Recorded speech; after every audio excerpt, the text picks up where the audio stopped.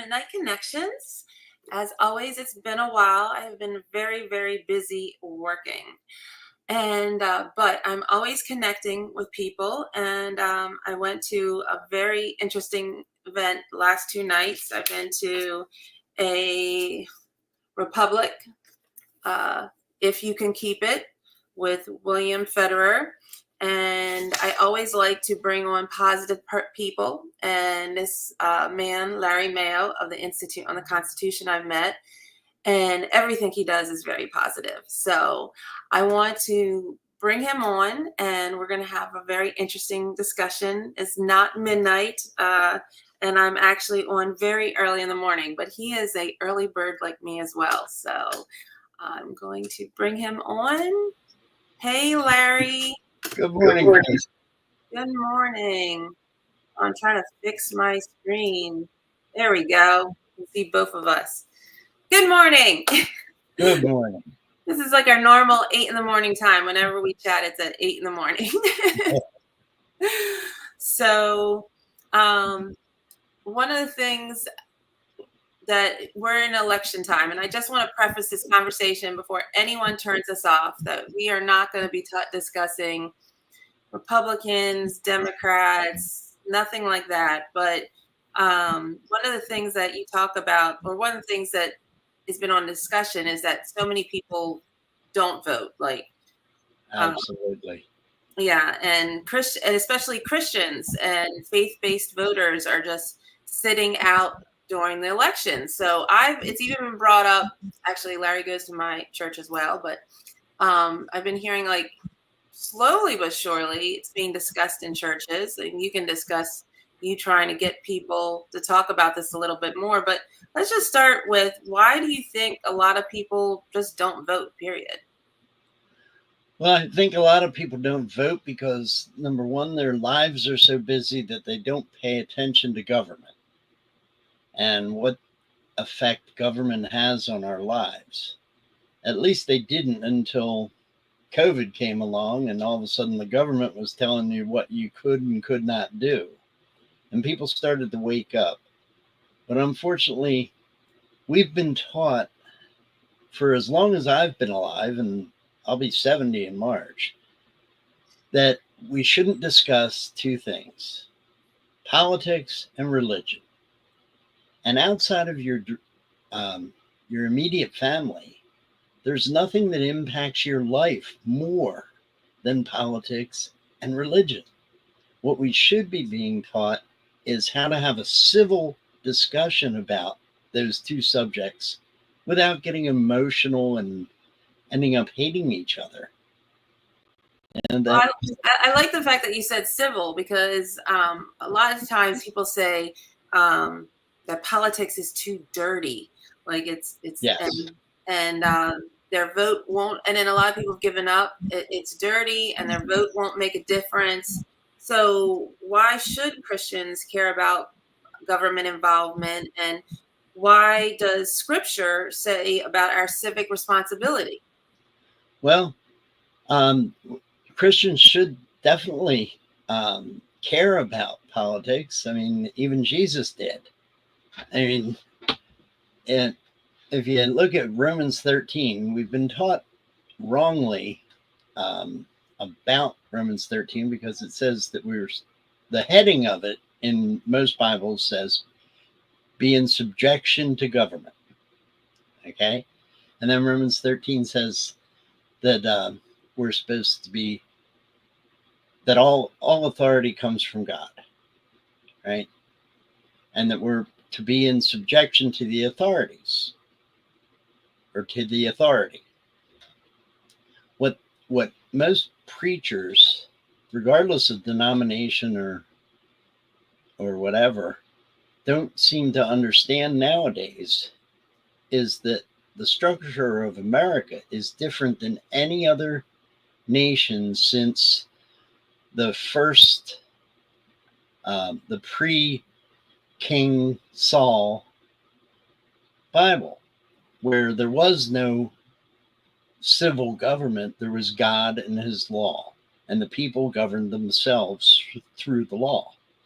When they when they decided to create America back on June 2nd, 1776, the Second Continental Congress set out a dictate to the 13 colonies to create their own government under the authority of the people. That was the first time since before Saul that the government was under the authority of the people. And we've been so miseducated on the structure of our government that we think the federal government is the highest power in the land. But they're not. We were set up, and this is reflected in the Declaration of Independence and the Constitution, that God created man, man created society, the people, and the people created the states. And 11 years later, the states created the federal government. So the ladder of authority is God, the people, the states, and the federal government. And with each step down that ladder of creation, authority diminishes because the creation is never the authority over its creator. We can't tell God what to do. So why do we think that our creation, the state government, and their creation, the federal government, can tell us what to do? They were instituted to secure our God-given rights. It says so right in the Declaration of Independence. We hold these truths to be self-evident, that all men are created equal and endowed by their creator with certain unalienable rights. And it goes on to say, and to secure these rights, governments were instituted among men, deriving their just powers from the consent of the Supreme Court. I mean, the consent of the people, because we are their creator. We're their boss. They work for us. It's our government, not theirs. Right. It's our money they spend, not theirs. The government has no money until they take it from us. So, And I also I started this saying this isn't going to be about Republicans or Democrat, but then I've also just realized that we're talking Christians, Christians, Christians. But I also just think my next question is just like also how can understanding history, and I was going to say motivate Christians, but I want to even re-preface my question. One of the things that I found so interesting about this event that I went to the last 2 evenings is just all the history.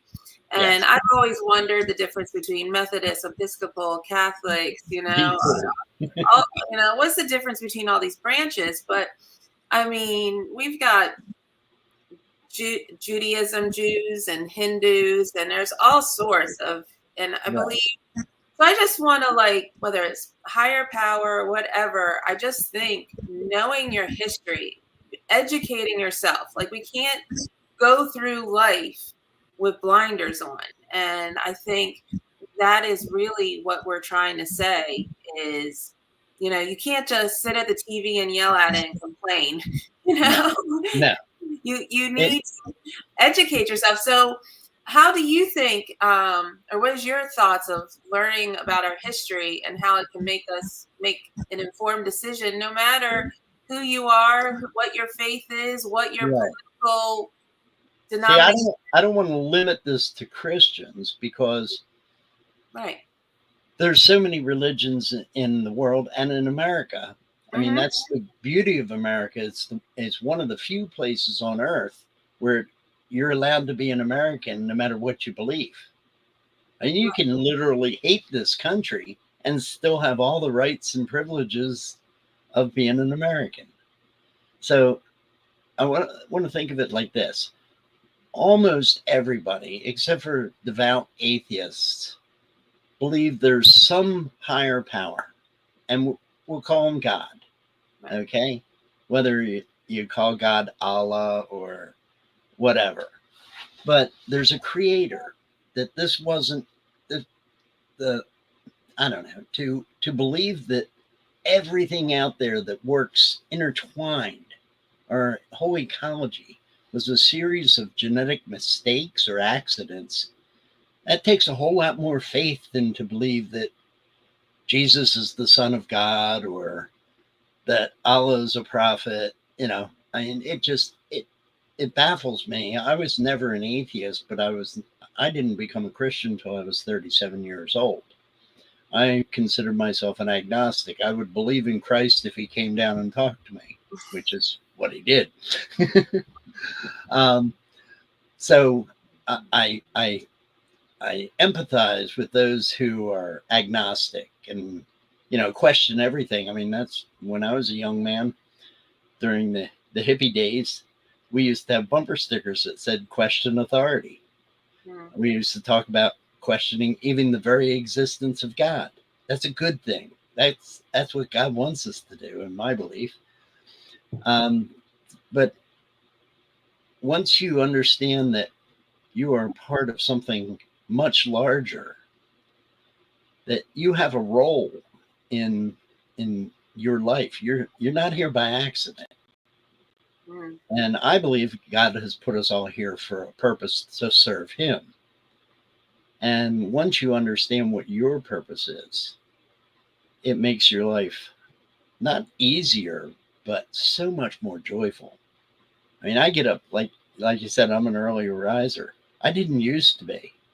I used to get up 7, 8 o'clock in the morning. Well, when I was working construction, if I had to leave the house at 8, I'd get up at 7:30.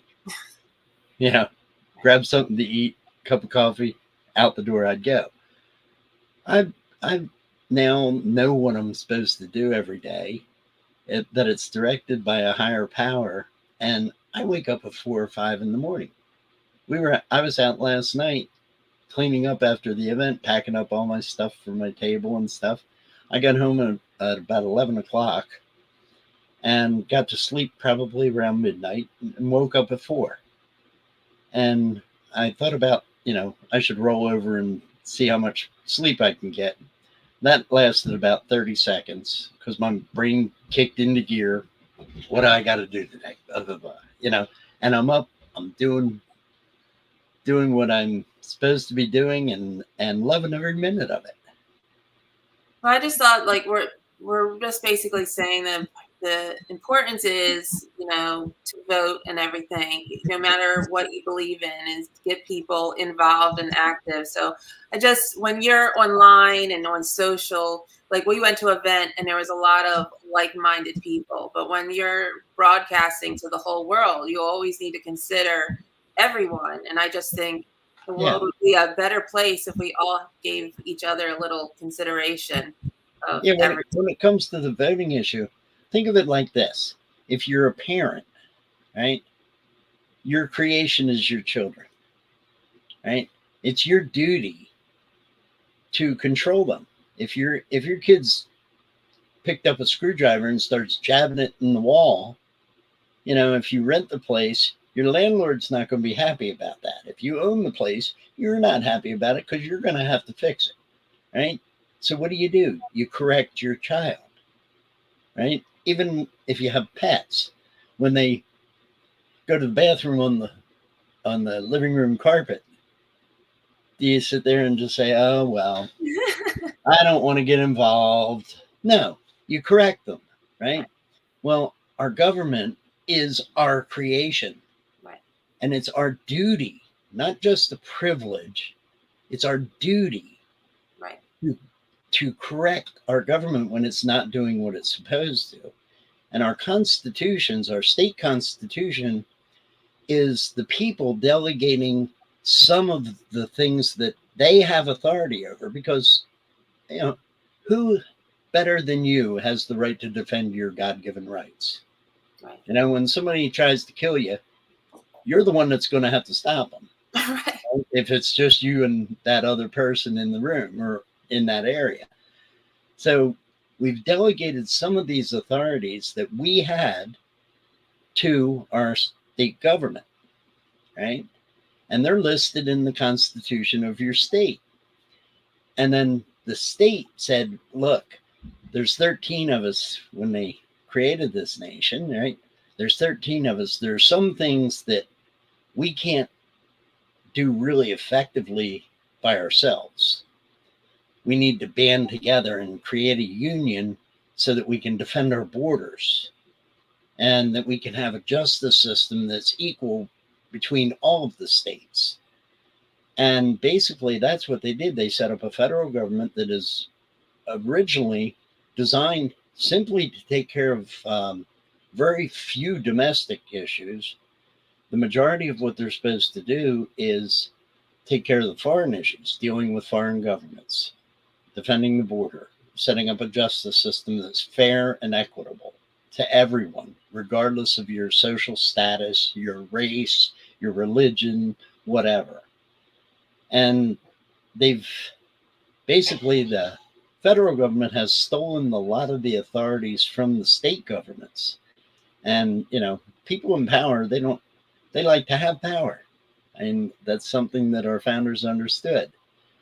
And so when the federal government steals some authority from the states, well, the state government says, well, we're here for a reason. We need authority. So they start stealing authority from us without our consent, just because they got elected. Because the consent of the government does not come from your vote. It comes from your constitution. And when we want to give the state more authority, we should be amending that constitution to give them that authority.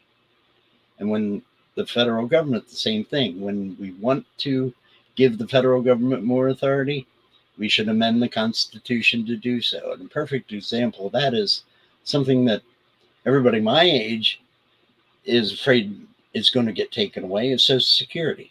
There's absolutely no federal authority for Social Security, for the government to take your money and give it back to you when you get old.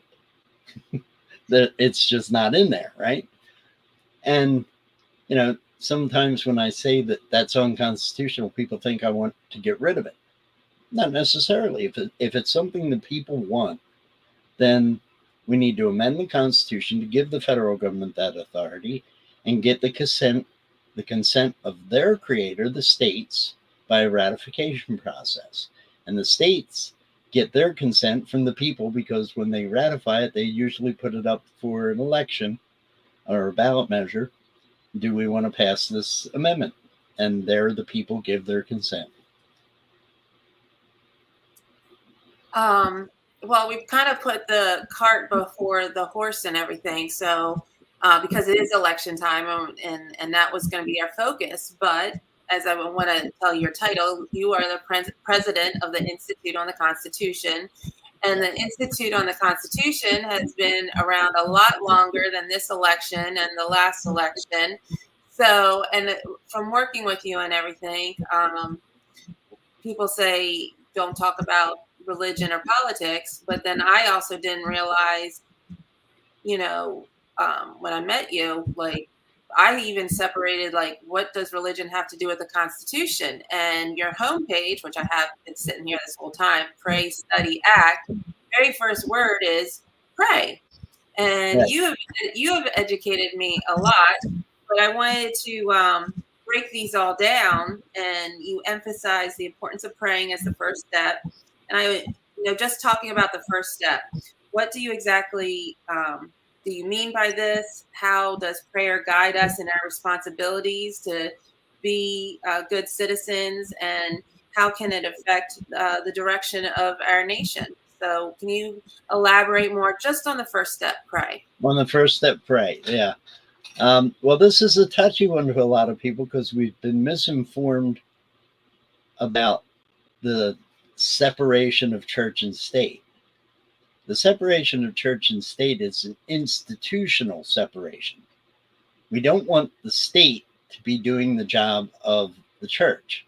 We wouldn't want President Biden giving out the sacraments or preaching a sermon from the White House, right? And we wouldn't want our pastors or the Pope or any other religious leader to be down at the border deciding who comes in and who doesn't, right? Or being the judge in our civil cases. So um, we've been taught that the separation of church and state means that they can't be intertwined at all.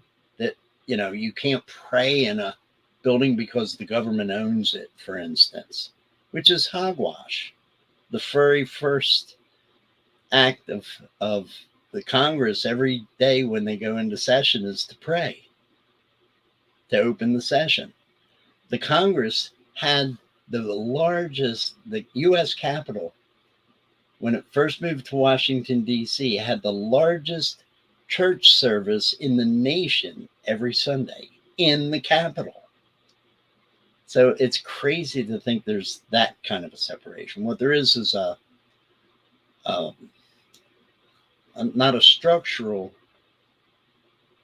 but an influential difference. The church is not running the government, and the government cannot tell the church or run the church. That's the separation that exists between the church and the state. Our founding documents, when the founders decided to separate from England, the first thing they did was look to a higher authority to give them the authority to say to the king, what you're doing is not right. Because in England, the king was the head of the church and the head of the government. So what he said was law. Or if it was a queen, what she said was the law. Well, when the king started defying God's law, our founders said, look, we're going to, under the authority of the laws of nature and nature's God, which was a term they fully understood from the teachings of the day, we're going to use that authority to declare that the king is not being just, and we're going to separate ourselves from him. So that's the very basis of our foundation. So if we're going to be under God's authority, if you study your Bible, every time the Israelites went into war, they prayed for God to make sure that what they were doing was right and that it was his will.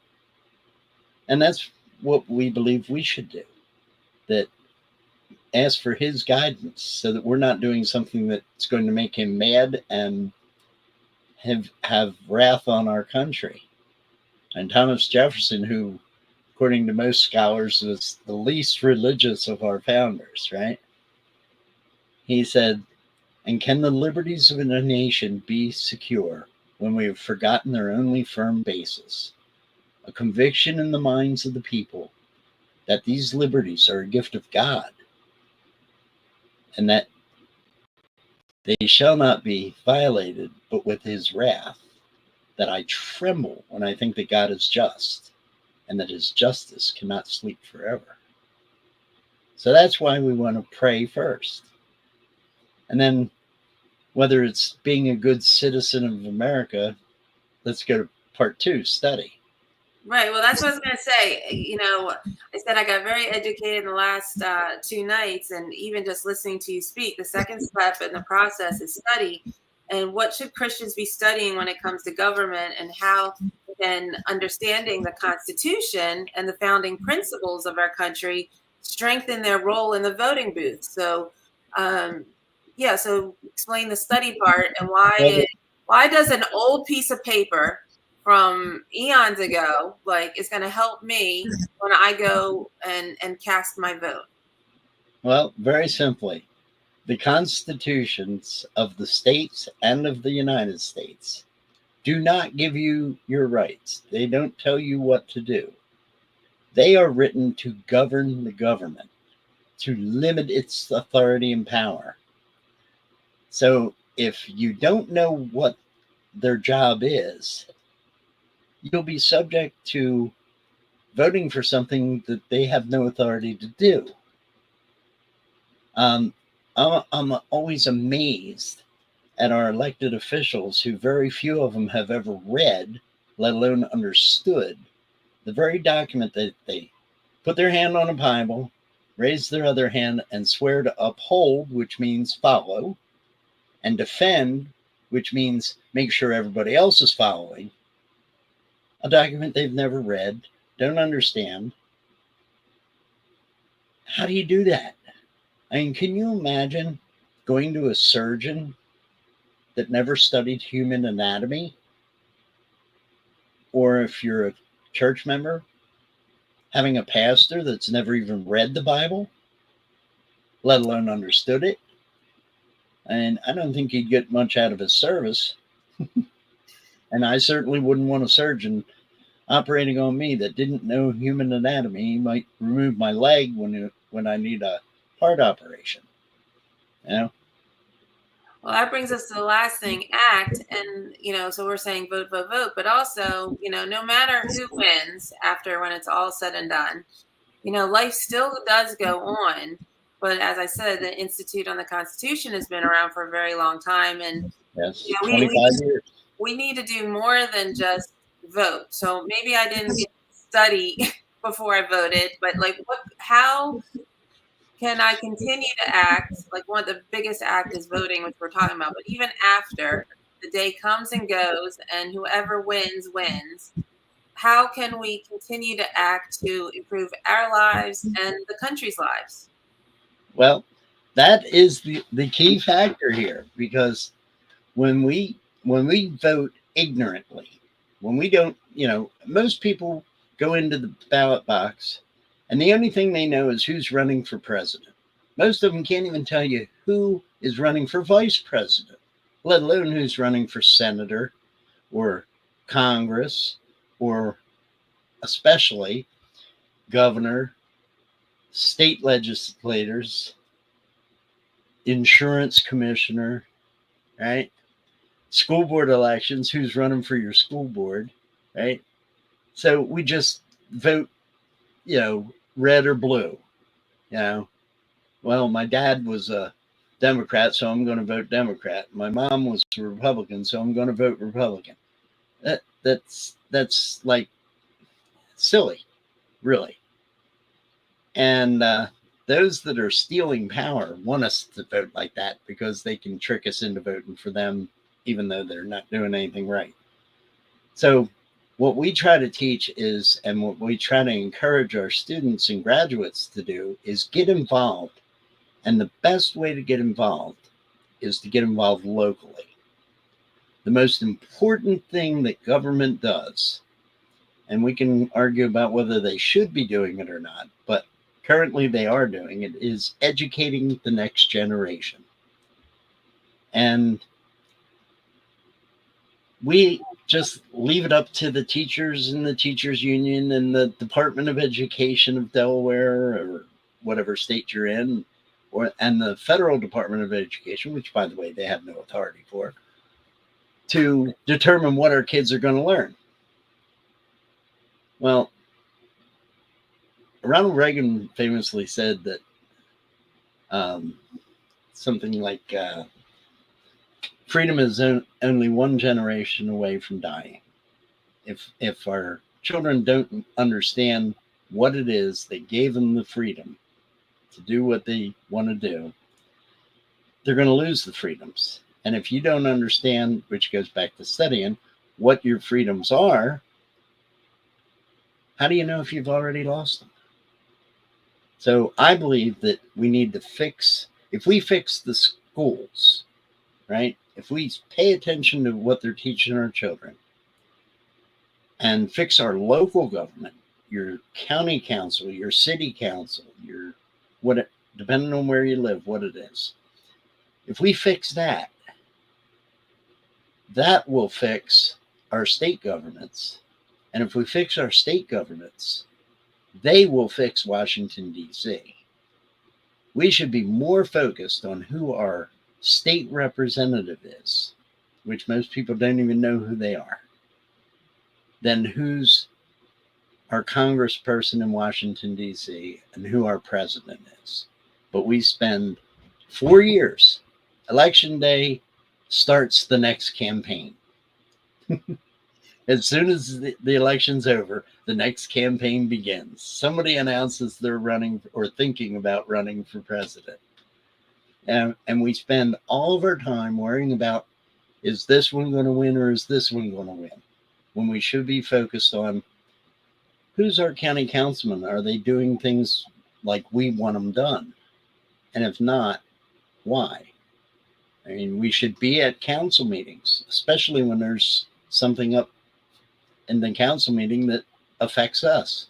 And they're the ones that determine whether the cornfield around the corner becomes a housing development with 1,000 cars coming out in the morning when you're going to work. But we don't pay any attention to that. And that's what we need to do. We need to act. We need to get involved. We need to discipline our creation, our government. And there's so many ways. There's you have a free online class. You can become a member. You have books. Absolutely. You have a lot of literature and everything. You also have people who take your class. You can study it online, but it's nothing like taking it live and in person. And I know you're encouraging the most enthusiastic students of your classes actually become instructors, and you're encouraging Absolutely. them like on a local level. And we're here in Delaware, but you have instructors all across the United States, and you have people teaching this class all across the United States. So people have the opportunity to become an instructor. And we've made it easy for you to even teach yourself. I've put our 12 lectures onto a PowerPoint. And if you can work a PowerPoint on your computer, you can do our U.S. Constitution class by yourself off of a thumb drive. It has the student manual in it. It has the 12 video lectures, and it has everything you need to do the basic course. And you can take that same course and do it live in a class, and the homework is like the most important stuff. We send out an email before class, so you get to review the homework, and then we talk about it in class, and it takes it to a whole nother level. The live classes are like a college course on our government and what it's supposed to be doing. So it's incredible. You can do the free online course and get a good understanding of the Constitution, but the live classes are just unbelievably incredible. So we're really, and this is why I wanted to have you on today, we're really just trying to reach and get the message to everyone. As I said, no matter what your political affiliation is, what your religious affiliation is, but the church can be a leading force in restoring godly values to our government. I also know that you're specifically reaching out to pastors and congregations. So can you talk a little bit about that? How if we can get this thought of keeping it quiet and out of church, what would you say to pastors and congregations to inspire them so that we can they have a captured audience every Sunday, and so they can encourage voter participation once again, no matter who you vote for. But what would you say to pastors and congregations? How are you trying to reach out to them? I would simply say to them, and I do say to them in a presentation that I do for churches, that look, back in 1933, when Adolf Hitler took office as Chancellor of Germany, there were 18,000 churches, Lutheran churches in Germany. And nobody knew at that time how evil he was and where he was headed. In fact, he gave away free education. He wanted to take your children as young as he could from you and educate them in what he believed, what the government believed, right? Not what you believe, but what the government believed. He gave the people free health care so that he had control over who lived and who died. And it turned into evil. Now, By the time he started exterminating the Jews, there were 3,000 churches that supported him in that. There were 3,000 churches that stood up and opposed him. And there were 12,000 that were silent. They said, well, politics is worldly. We can't be involved in that. How different would our history be if just 6,000 of those 12,000 churches stood up and said, no, what you're doing is wrong, and let their congregants know that what they were doing was wrong? Perhaps the Holocaust would never have happened.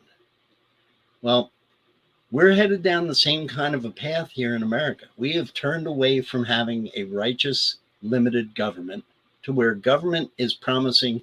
I mean, they're promising today to give you money to buy a house. They're promising to give you money to pay off your student loans that you signed a contract that you were going to pay back. This is all outside of their authority. And we're buying into it because, well, then I can just sit back and go fishing or, whatever it is you like to do in your spare time. Forget your responsibilities as a citizen. Forget you having to help your neighbor. The government will help my neighbor. It's gotten to the point where in some communities, there's no father in the house because the government will be your daddy. In fact, we'll pay you not to have a husband in your house. How nuts is that? But this is where we're headed. So the church needs to stand up and actually talk about the issues of the day. They don't have to say vote for Kamala Harris or Donald Trump, but they need to say, look, if you believe this book, the Bible, how can you vote for anybody who wants to take your child, and if they decide they're a tomboy, let's cut off their breasts, give them a hysterectomy at 8 years old? How can you be a Christian and vote for that? And the pastor needs to be able to stand up for what is righteous under your particular faith. And they're not doing that for the most part. There are some that are, and it's a growing church that's doing that. And I hope to be part of inspiring that growth. Well, there is, like you said, you can take the classes online and you can take live classes, but you are very involved. You've gotten also involved in the Self-Evident Truths Network. You're involved in a lot of different organizations. But another thing you're involved with, I know you've been trying to have some build up for a big event coming up.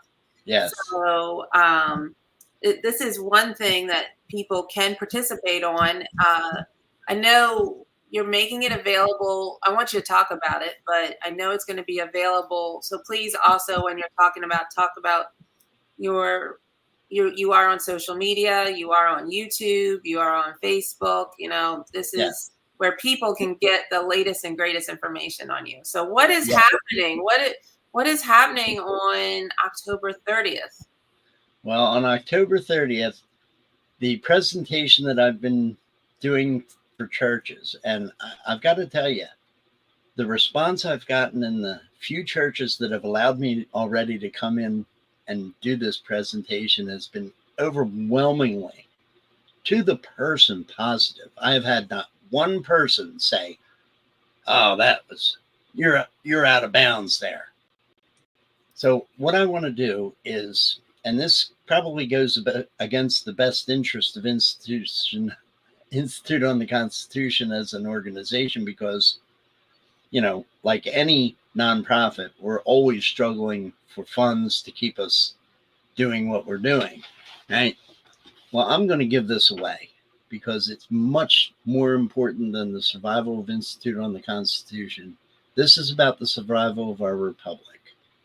So I'm going to do this presentation for anybody who's willing to watch, and I'm going to make it absolutely available for free to anybody who wants to do it themselves. It's a PowerPoint.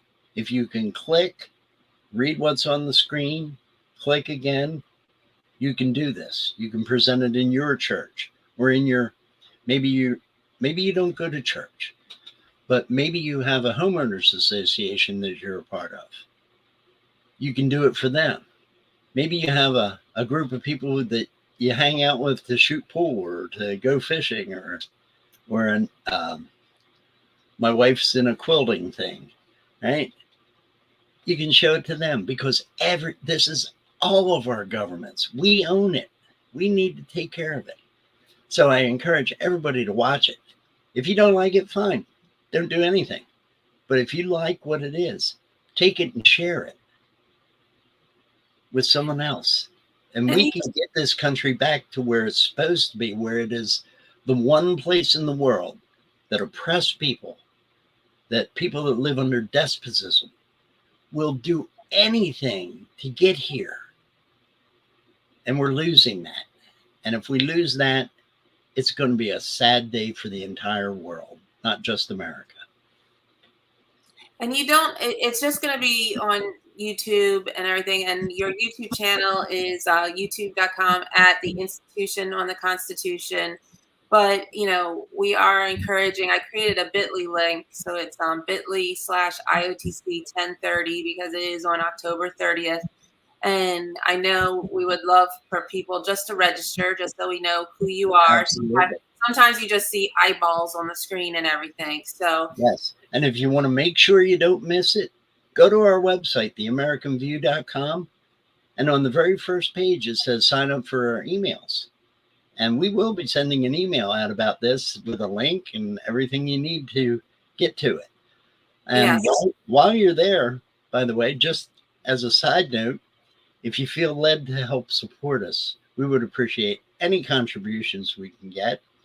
And one of the ways you can do that is becoming a member for as little as $10 a month, right? And you get all of our courses, not just the U.S. Constitution, but all of our courses free online. what are some of your other courses? Well, we have The Duty of the Jury, which is an incredible course. It goes into the history of the jury going back to, I think it's back to biblical times, which is Deuteronomy is where the jury was set up. And it teaches you that the judge doesn't have the authority to determine the law. The jury does. It's an amazing course. We have a couple of state constitution courses, Maryland and Delaware, and we're working on some more. We have a shorter course that's great for kids or for doing at your church. It's like a one-day course.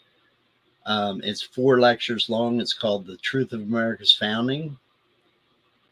We also have, we're taking the sheriff and the citizen off because we don't feel it's at a high enough quality to be one of our products. So we're going to redo that. See, what else? What other courses do we have? Oh, go onto our website and browse around. You'll find all kinds of good stuff. We've got some shirts you might want to wear. You know, all kinds of good stuff. There's more information on that website. I mean, you could spend 12 hours on that website and still miss something that's on there. It's incredible. Well, I know it's going to be a very good class on October 30th. One of the things you're going to talk about is with each step down the ladder of creation, authority diminishes. Yes. And I I know think that's one of the most important things that we have to reteach.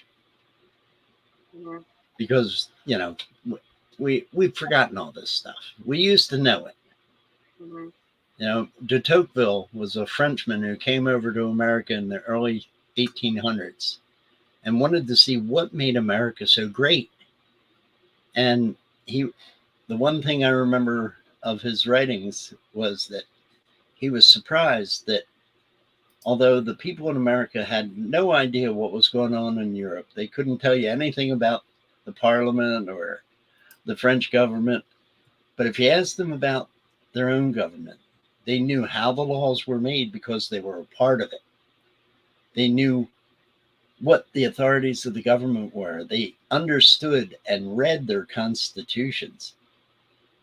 And what impressed him most was that every little town he went to, there would be a church on each corner, different denominations. And he declared that America was great because Americans were good. And they were good because the church taught them self-government. And think about this, regardless of what religion you are, if everybody in the world followed the Ten Commandments precisely, we wouldn't need any government. Right. Yeah. Well, it is definitely. Do you have? I've been asking all the questions and everything, but do you have anything that I might have missed, or that you want to a closing thought that you want to mention? Yeah, I want to mention one thing. You have to get involved. You have to govern your government because most people think that they don't have time to get involved in that. Well, you have time for whatever you make a priority. And guess what? If our government gets to be as bad as Hitler's government, and I hate using his name because it's thrown around so lightly anymore. But if our nation gets as bad as that, or Stalin's government, or the Chinese communist government, you're not going to have the time to sit and watch the Ravens game or the Dallas Cowboys game or the World Series. You're going to be a slave to a dictator or a group of dictators. So if you cherish what you love outside of politics and government, you need to control your creation. It's true, and that's what I love about Midnight Connections. I like bringing on positive people, and your website, theamericanview.com. We all go through.